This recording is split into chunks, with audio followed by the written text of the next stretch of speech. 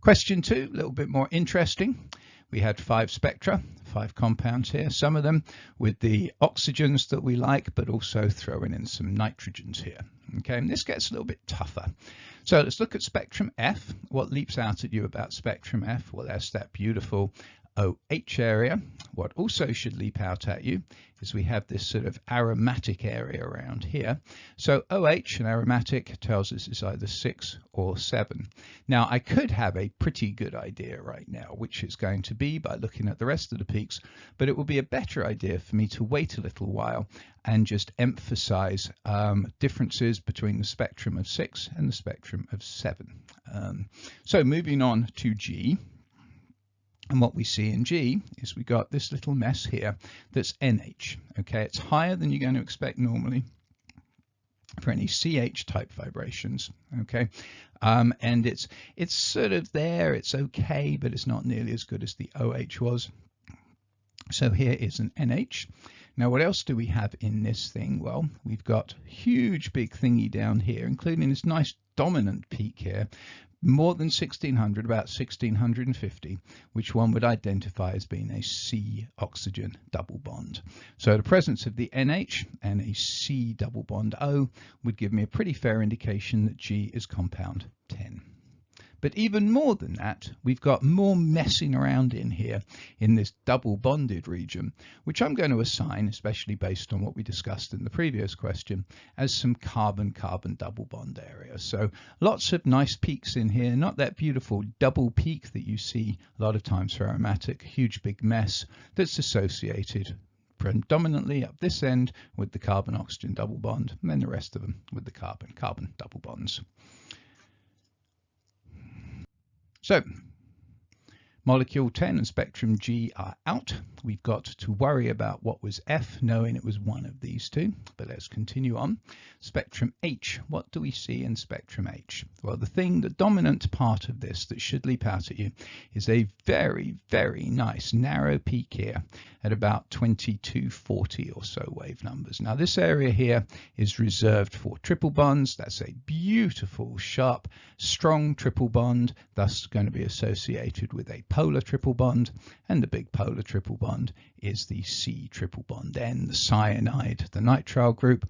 Thus, just that one peak there out of our 5 compounds allows us to identify unambiguously that spectrum 8 belongs to spectrum H belongs to compound 8. Let's go to spectrum J. First thing that leaps out at you is that OH there. Next thing that should leap out at you is we've got a sort of aromatic-y region here and so on.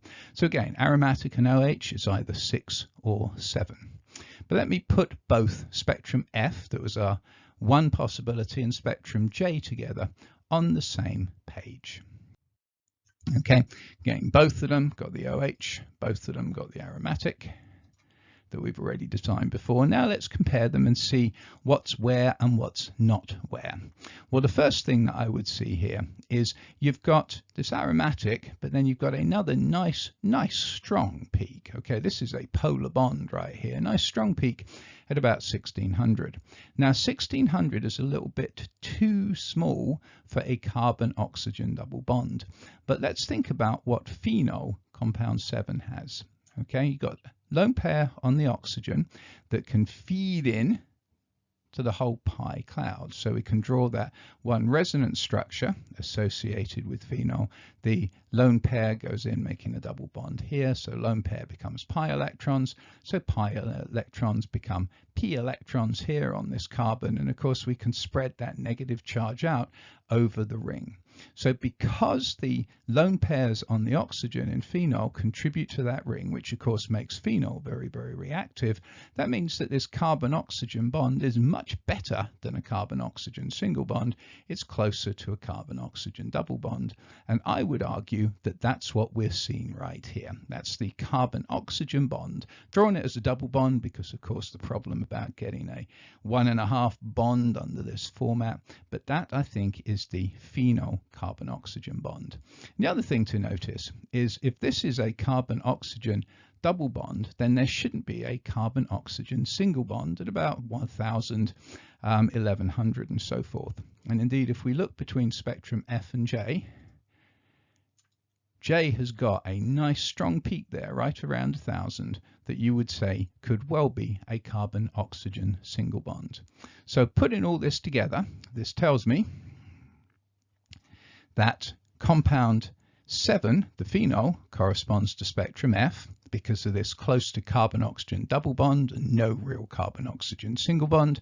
Spectrum J corresponds to compound 6. You've got the OH, you've got the aromatics, and then you've got what is almost certainly a nice carbon-oxygen peak there.